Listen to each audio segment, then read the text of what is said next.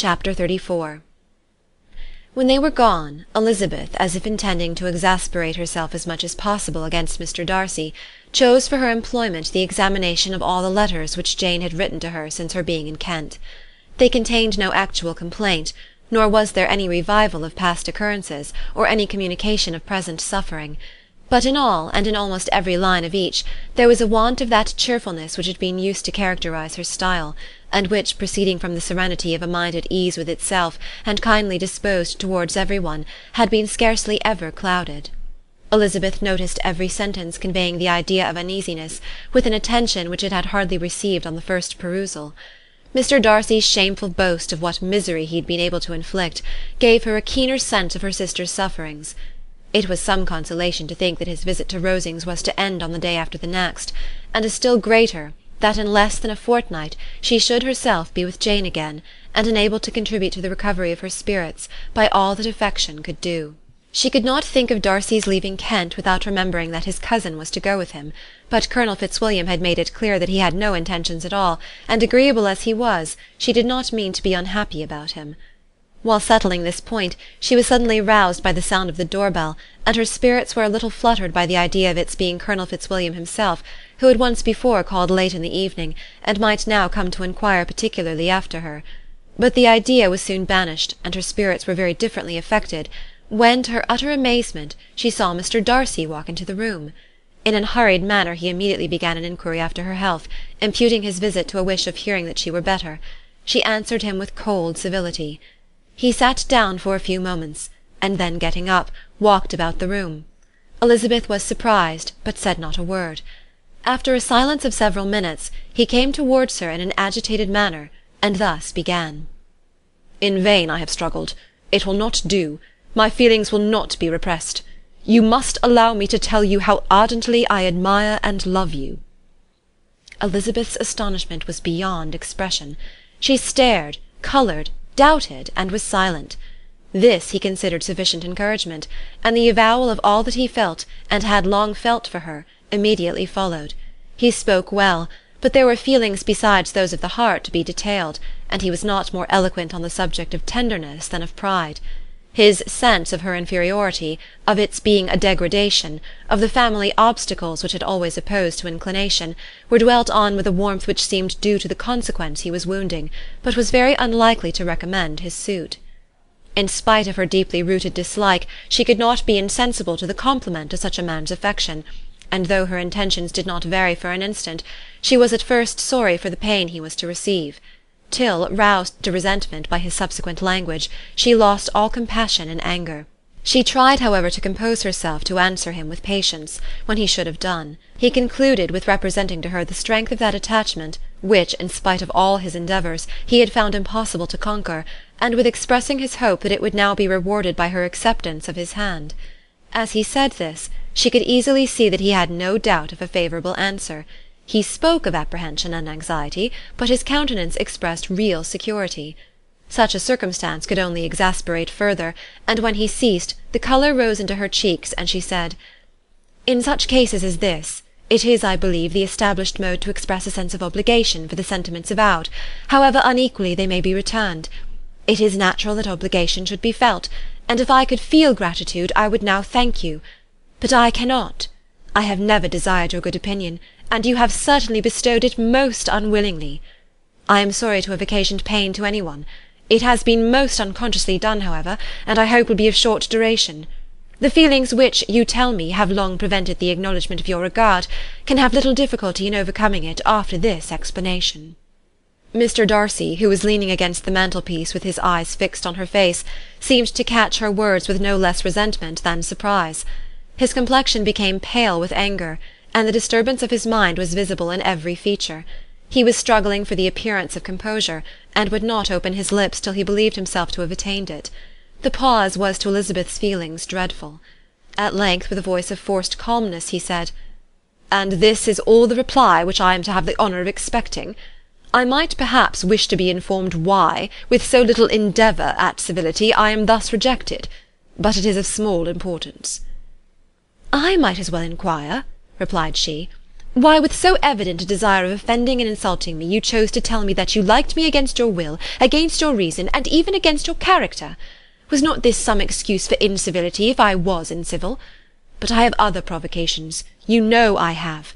Had not my feelings decided against you, had they been indifferent, or had they even been favourable, do you think that any consideration would tempt me to accept the man who has been the means of ruining, perhaps for ever, the happiness of a most beloved sister? As she pronounced these words, Mr. Darcy changed colour, but the emotion was short, and he listened without attempting to interrupt her while she continued. I have every reason in the world to think ill of you. No motive can excuse the unjust and ungenerous part you acted there. You dare not, you cannot deny that you have been the principal, if not the only means of dividing them from each other, of exposing one to the censure of the world for caprice and instability, and the other to its derision for disappointed hopes, and involving them both in misery of the acutest kind. She paused, and saw with no slight indignation that he was listening with an air which proved him wholly unmoved by any feeling of remorse. He even looked at her with a smile of affected incredulity. "Can you deny that you have done it?" she repeated. With assumed tranquillity he then replied, "I have no wish of denying that I did everything in my power to separate my friend from your sister, or that I rejoice in my success. Towards him I have been kinder than towards myself." Elizabeth disdained the appearance of noticing this civil reflection, but its meaning did not escape, nor was it likely to conciliate her. "But it is not merely this affair," she continued, "on which my dislike is founded. Long before it had even taken place, my opinion of you was decided. Your character was unfolded in the recital which I received many months ago from Mr. Wickham. On this subject, what can you have to say?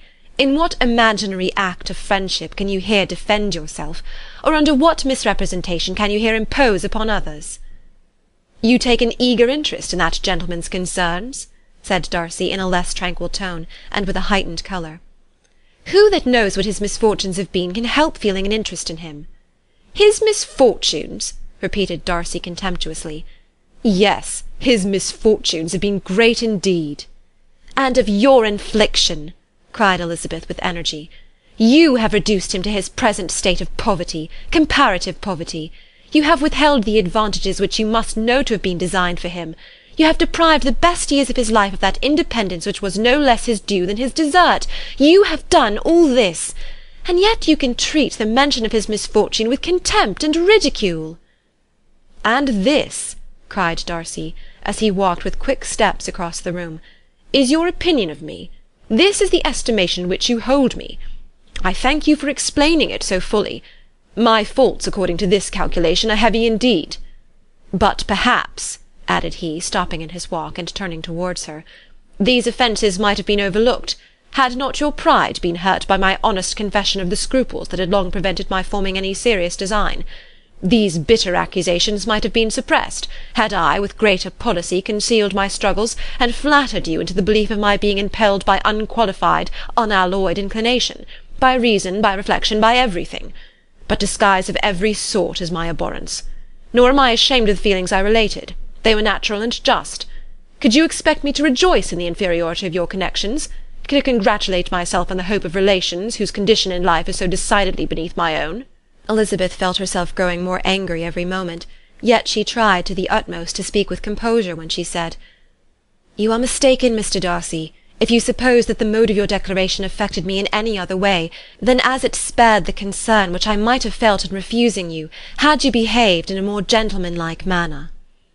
She saw him start at this, but he said nothing, and she continued, "You could not have made the offer of your hand in any possible way that would have tempted me to accept it." Again his astonishment was obvious, and he looked at her with an expression of mingled incredulity and mortification. She went on, "From the very beginning, from the first moment, I may almost say, of my acquaintance with you, your manners, impressing me with the fullest belief of your arrogance, your conceit, and your selfish disdain for the feelings of others, were such as to form the groundwork of disapprobation, on which succeeding events have built so immovable a dislike. And I had not known you a month before I felt that you were the last man in the world whom I could ever be prevailed on to marry." "You have said quite enough, madam. I perfectly comprehend your feelings, and have now only to be ashamed of what my own have been. Forgive me for having taken up so much of your time, and accept my best wishes for your health and happiness." And with these words he hastily left the room, and Elizabeth heard him the next moment open the front door and quit the house. The tumult of her mind was now painfully great. She knew not how to support herself, and from actual weakness sat down and cried for half an hour. Her astonishment, as she reflected on what had passed, was increased by every review of it. That she should receive an offer of marriage from Mr. Darcy! That he should have been in love with her for so many months!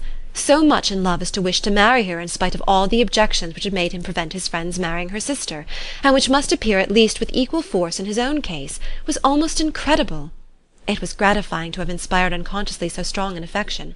But his pride, his abominable pride, his shameless avowal of what he had done with respect to Jane, his unpardonable assurance in acknowledging, though he could not justify it, and the unfeeling manner in which he had mentioned Mr. Wickham, his cruelty towards whom he had not attempted to deny, soon overcame the pity which the consideration of his attachment had for a moment excited.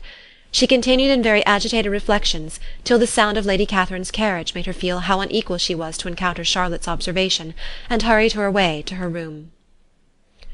End of chapter 34.